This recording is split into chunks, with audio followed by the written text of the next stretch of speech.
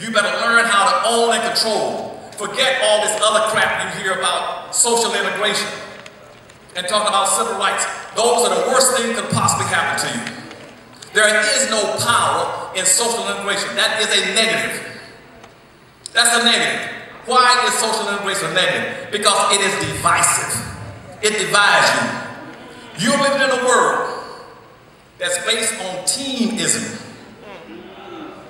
Whether you like it or not, God has arbitrarily sent each and every one of you to this earth and arbitrarily assigned you a skin color. You're on a skin color team. Every animal, every insect, and every fowl plays as a team, except black folk. We're the only people who don't want to play as a team, and the reason that's devastating, because on this earth, racism is a team sport. Economic building wealth is a team sport. Go ahead. Playing politics is a team sport. Yes, sir. Why in the world are you dividing yourselves up talking about, I'm going to go social integrate? For what? We had more as black folk before social integration came you got today. You keep on integrating, you integrate yourself right off the face of the earth. Because you're not playing as a team. My people in America, I haven't gotten into my lecture yet. I'm trying to lay a context for you. All right, we understand. So you won't be too angry by the time I finish up. You got to understand on this earth that if you don't own any wealth and power, you're obsolete. You're obsolete. And black folk now, if you don't play as a team, you lose by default. You remind me very much of the wildebeest of Africa. Now the wildebeest of Africa look almost like a buffalo or a deer that marches across Africa routinely, annually, from one side of Africa to the next. But all they do is just grazing and eating grass.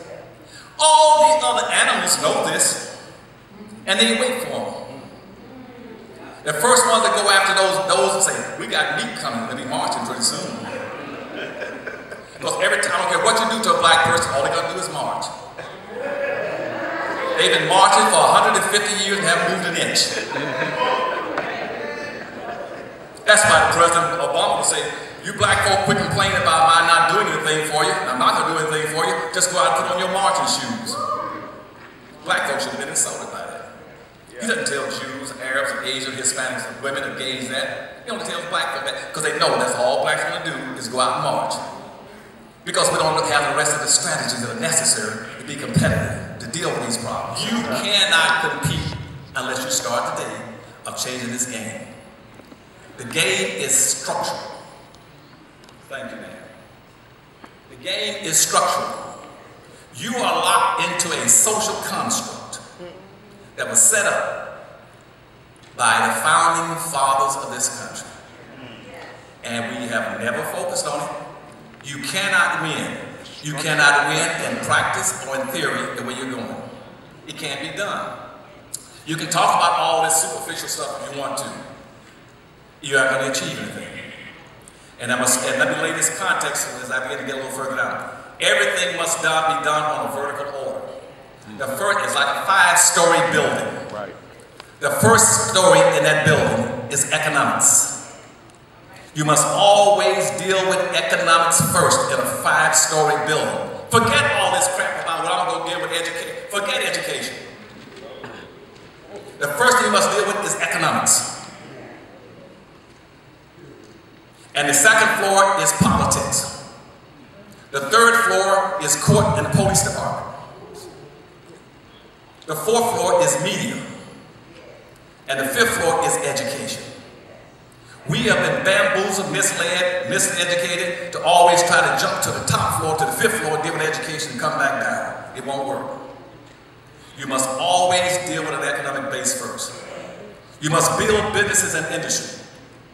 You build businesses and industry, forget about the second floor, which is politics. You build those businesses and industry until you learn how to acquire wealth and power, economic wealth.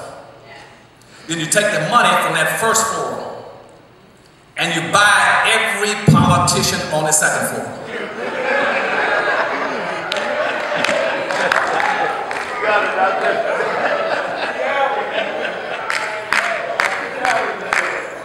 And any politician who you cannot buy on the second floor, you rent or lease it. And then you send him up to the third floor. He then goes to the third floor with these instructions. You go to that third floor and you learn how to control the court system. See, the mafia learned this way back in the 1930s. They control every attorney general, every judge in the country, and the police department. You buy and control with your money, you control the court system and the judges. And so, and the police. The police are an armed element. They are a faction of the military. They are carrying out instructions that this larger society envisions in their culture. Black folk are an obsolete, abandoned, unnecessary, irritable people.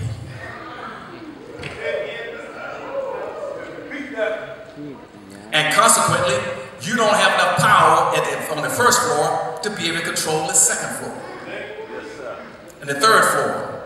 And so that's why they keep beating the daylights out of your rear and they pull you off the side of the road. They're not going to pull Jews off the side of the road and beat them. They're not going to pull white women over and beat them, or American Indians or Asians. They're going to go after the weakest, more impoverished, poorest people on earth in the country to whip them. If you're economically empower yourselves, here's what you got to do. First thing you got to do is start learning how to play as a team. That's what I was trying to tell you. Play as a team.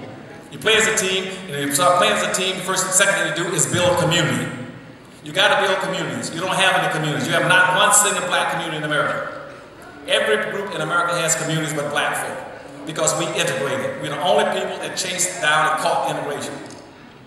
When you come across the country, you'll find Chinatowns, Greek towns, Pole towns, Hockey towns, Mexican towns, Little Hialeah, Little Havanas, Little Italys. You'll find everybody's got a town except black folk. And you got to have what we got are neighborhoods, because when integration destroyed your communities and gave you neighborhoods in exchange. A neighborhood is where you eat and sleep. A neighborhood is like a bucket with a hole in it. You cannot build wealth unless you have a community where you can play as a team in it. And then a community should be able to store your wealth, your power, your businesses, your culture, your history, and your heritage, and your job opportunities for your young people. Not having communities, your children would never get jobs. They got to leave their community, go to somebody else's neighborhood and beg for a job. Right. Because you didn't build the businesses in your own neighborhood where they can walk down the street and get a job. That's right. And nobody else is interested in giving you a job. And if you don't build business, then once you do that, you then start practicing what I call group economics. You then spend your money with your own people once you build these communities, these businesses.